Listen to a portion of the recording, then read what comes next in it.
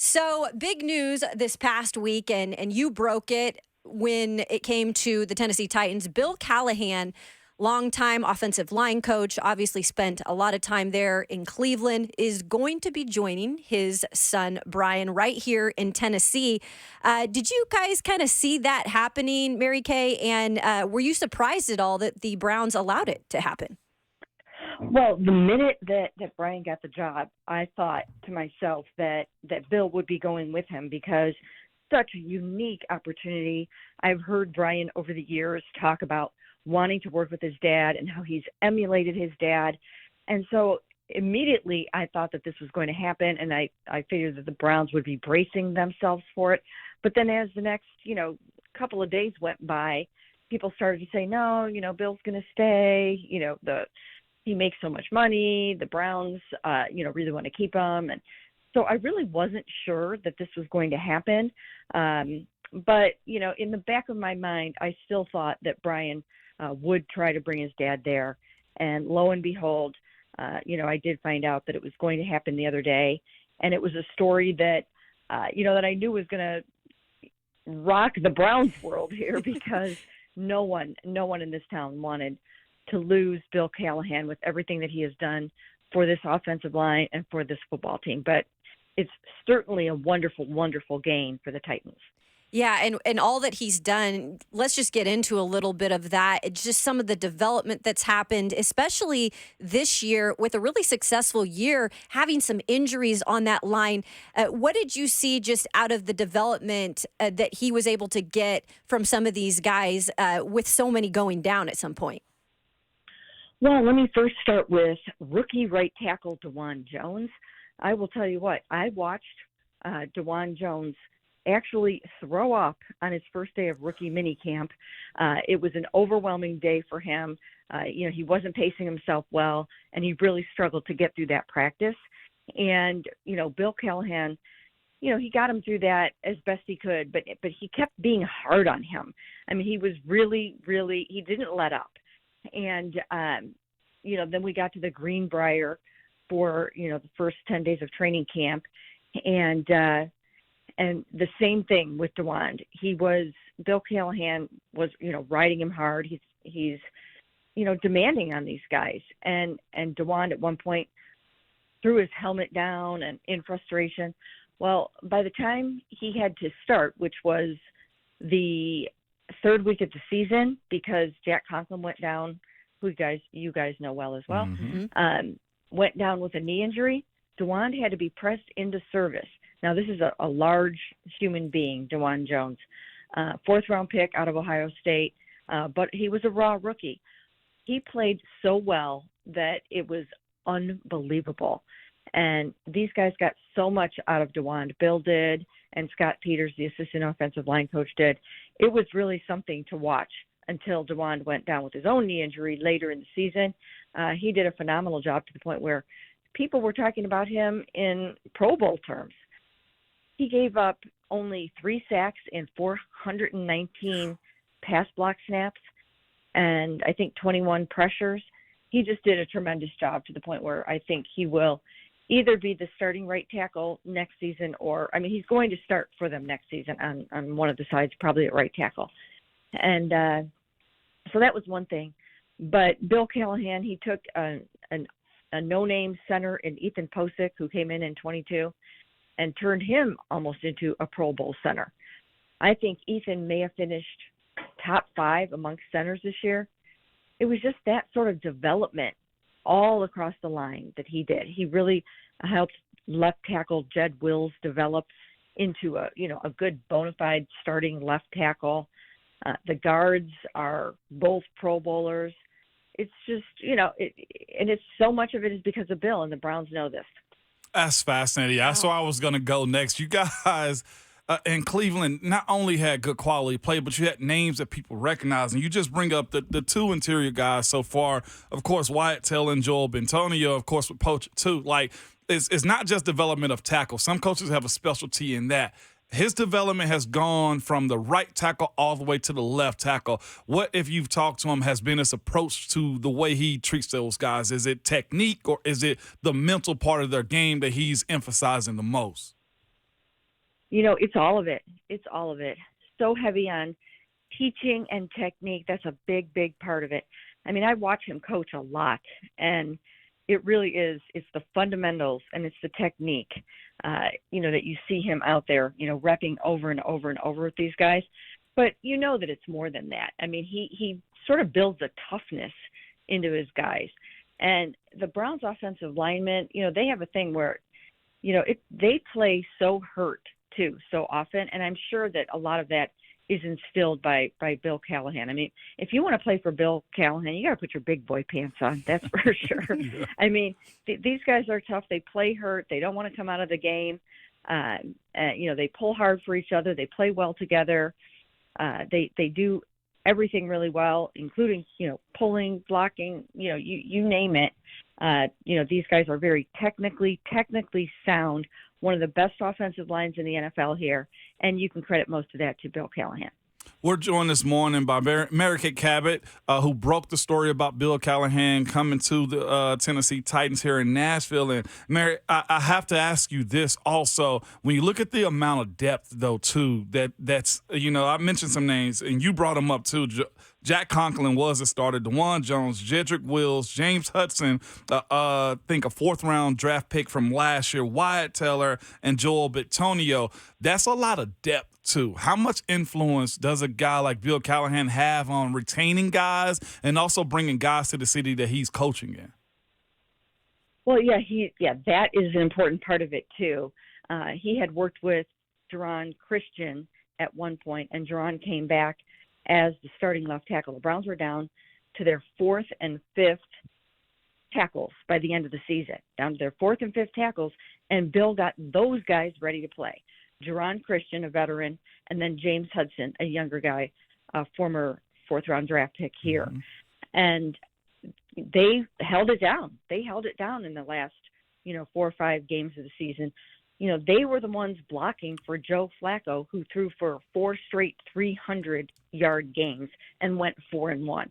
You don't do that if you don't have Jerron Christian and James Hudson out there doing a really, really nice job for you, when most people thought that, that it was going to be good night Irene at that point when everybody was down to their fourth and fifth tackle. So, that's just a testament to Bill. That's what he can do. That's how he can get these guys ready to play.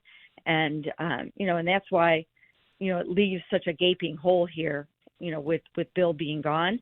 And, I've never seen anybody react to an offensive line coach leaving a football team the way that Cleveland Browns fans have reacted to losing Bill Callahan. Fascinating. Wow. And on the other side of that, too, the Tennessee Titans are a no-run team, and so has Cleveland this year. Of course, Nick Chubb goes out early in the year, and the run game continues on. It steams forward. How much emphasis does he have and influence does he have on the running game and the type of backs that that Cleveland employed, and also the expectations of his guys up front to establish the run game? Oh, he was huge. He was absolutely huge in the development of the run game, and a major reason why it flourished this season, even without Nick Chubb, even without all of those offensive linemen. Bill brings so much wisdom to that position, just in terms of blocking schemes and, just different ideas on, red zone and you name it. I mean, he had Kareem Hunt rushed for 9 touchdowns, basically came in after not having a team at all. He came in here when Nick Chubb went down, and he ended up rushing for 9 touchdowns and scoring both touchdowns in the wild card loss. And a lot of that, once again, is a testament to Bill Callahan helping to design the run game and the blocking, and and just being really creative in that way. Mary Kay Cabot, Browns beat writer for Cleveland.com, joining us this morning on RK Dub. Mary Kay, when it comes to Bill and just the presence, with Brian Callahan being a first-time head coach here in Tennessee, how big will Bill, obviously it's his dad, right? He knows his dad very well. He trusts his dad, but Bill has been in the league for so long, just not only as an offensive line coach, but he's had experience as a head coach before. How big do you think this is for Brian to have that experience? I think it's absolutely invaluable. And that's why the minute he took the job, I really, really believed that he would be trying to bring his dad along with him. Because when you have this job for the first time, you really need some trusted advisors around you. You need some people that will tell you the truth, not tell you what you want to hear, and also be tough enough to get you through those times that are inevitably going to come. It's a roller coaster ride. You're going to have, 10 things that happen during the course of the season that you're going to have to deal with that pop up unexpectedly. And Bill's seen it all. He's been through it all. As you mentioned, he's been a head coach. He sat in that chair. He knows what that's like. He knows that he's responsible for the whole entire operation of everything, and that the buck stops there. And I think he's just going to be tremendous for Brian in that regard, and he can probably take some things off of his plate too. I thought that maybe he would make him the assistant head coach or senior advisor or something like that. But even if he doesn't have that in name, he will be that for Brian. I think there's a lot of questions here, and I don't know how familiar you are with this offensive line here, but it's been a mess for the past 2 years, just to put it quite bluntly. And this is a situation where they're having to draft to really kind of be homegrown here. And I'm just interested with the last year's draft pick in Peter Skoronski. There was questions with him being a tackle in college. He came here and played guard on the left side.